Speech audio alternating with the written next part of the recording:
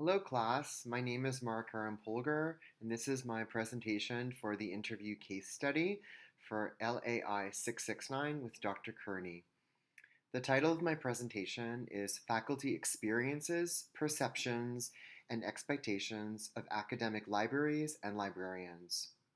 So for this presentation, I wish to investigate the experiences of classroom faculty and their perceptions of library services and resources, specifically libraries and librarians.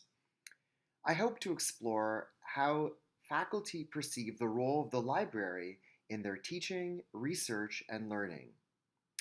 I also plan to examine the experiences of faculty and their expectations of libraries, librarians, and how they meet their expectations. I'm especially interested in learning how faculty perceive the role of the academic librarian and how information literacy education can be incorporated into their classes. And finally, I'm interested in examining their experiences teaching students in a Google-based world. Some of the research questions that I had for my subject were divided into three different parts. I interviewed my subject over 3 different periods of time at approximately 45 minutes each time. Some of the questions that I asked her included, what are her experiences in how she perceives library services and resources? How does this faculty member perceive the role of the college library?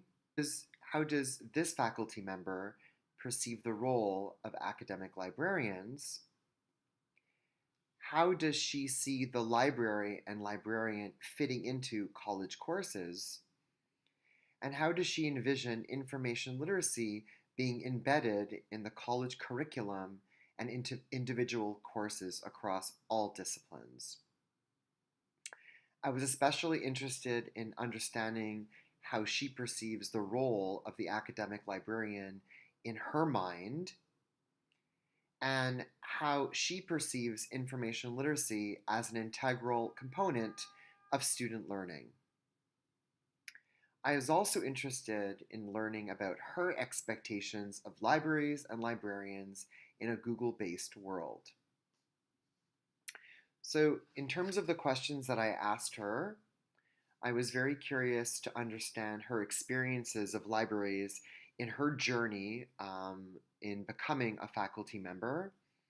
And what I've learned about this subject's experience is that she was dividing a lot of her experiences into the natural divisions of librarianship. And the divisions would be services and resources. A library service represents the different departments in the library that provide different services. Some of those services include circulation services, textbook reserve loans, reference services, library instruction, and interlibrary loan. My subject is a 5th year tenure track faculty member at the College of Staten Island, City University of New York in the English department. Her research interests are world literatures and comparative literature, and her specialty is Middle Eastern literature. In the following chart, I have included the 2 columns of library services and library resources. In my interviews with this faculty member, I've noticed the ongoing continuous themes that came out of this interview. Under the services column, she did not speak about the various library services, but continuously spoke about interlibrary loan as an excellent service, but should be free, and that faculty should not pay money for interlibrary loan requests. The interlibrary loan department is a department that lends books and gives free articles to faculty and students when the books and articles are not at any of the 24 CUNY campuses in the City University of New York system. The interlibrary loan service is usually free, but not always. Articles are usually delivered electronically by email for free, but books sometimes can cost money, up to $25, if the book cannot be found in any of the campuses of the City University of New York. Interlibrary loan at the College of Staten Island is targeted to faculty and not students, but other interlibrary loan departments and other campuses in the CUNY system are for all students and faculty. The faculty member I interviewed focused on the collaboration between faculty and librarians and how the collaboration should increase. She also focused on the fact that information literacy education should be incorporated campus-wide and not limited to selected courses and disciplines. She repeatedly focused on the collaboration, but she didn't give exact reasons or exact examples of how librarians can collaborate with faculty. I sense that she is a library advocate and she supports librarians, but she didn't give any concrete examples about how faculty and librarians can collaborate. On the resources side, this faculty member repeatedly discussed the fact that the College of Staten Island Library has a poor print book collection. And because of this, it's more difficult to advance scholarship for faculty, meaning the library does not support her advancing in scholarship and provides a hindrance on her road to tenure. In addition, this faculty member complained that the College of Staten Island Library did not have sufficient database subscriptions and that they are not as good as NYU or Columbia University. I had to remind her gently that the College of Staten Island Library and the College of Staten Island is part of the City University of New York system, which is a publicly funded university. She also mentioned that she felt the library is more student-centered, but does not adequately meet the research and teaching needs of faculty. Originally, the theoretical approach to this interview was that of phenomenology.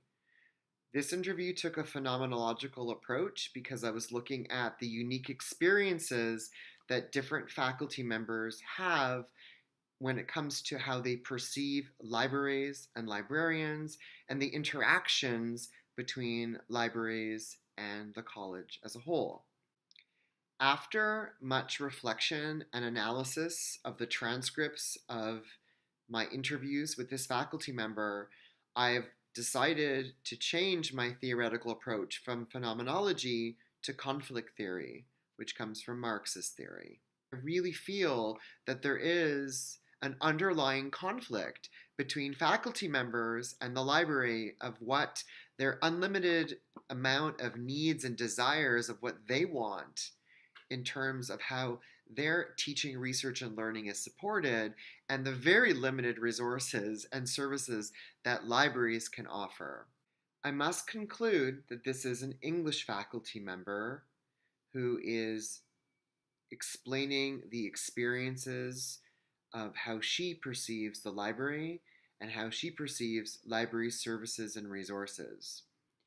I understand in the future that if I interview other subjects, it will be very different to get comments and get feedback from other faculty members from other academic disciplines, whether they're tenured or whether they're not, whether they're men or women, whatever, perhaps their age category might be different, perhaps their nationality or other demographics such as ethnicity, race, gender, sexuality. Perhaps those different kinds of demographics might affect the results of my study in the future.